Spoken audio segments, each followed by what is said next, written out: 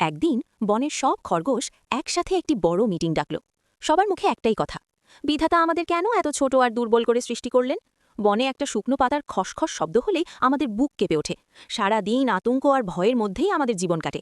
কেউ বলল, এভাবে ভয় নিয়ে বেঁচে থাকার চেয়ে মরে যাওয়া ভালো।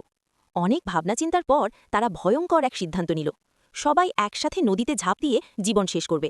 মিটিংয়ের এক কোণে বসে থাকা এক বয়স্ক খরগোশ ধীর কণ্ঠে বলল, সন্তানেরা, আত্মহত্যা মহাপাপ, জীবন ঈশ্বরের দান।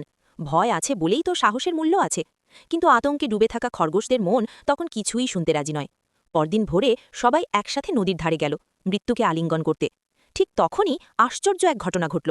খরগোশদের পায়ের শব্দ শুনে নদীর ধারে বসে থাকা ব্যাঙগুলো ভয়ে কাঁপতে কাঁপতে এক লাফে নদীর পানিতে ঝাঁপিয়ে পড়ল। খরগোশরা থমকে গেল, একে অপরের দিকে তাকিয়ে ভাবল, আমরা যাদের চেয়ে নিজেদের সবচেয়ে দুর্বল ভাবতাম, তারাও তো আমাদের দেখে ভয় পেয়েছে। তখনই তাদের চোখ খুলে গেল। তারা বুঝতে পারল, ভয় শুধু তাদের একার নয়। এই পৃথিবীতে সবাই কারো না কারো কাছে দুর্বল, আবার কারো কাছে শক্তিশালী।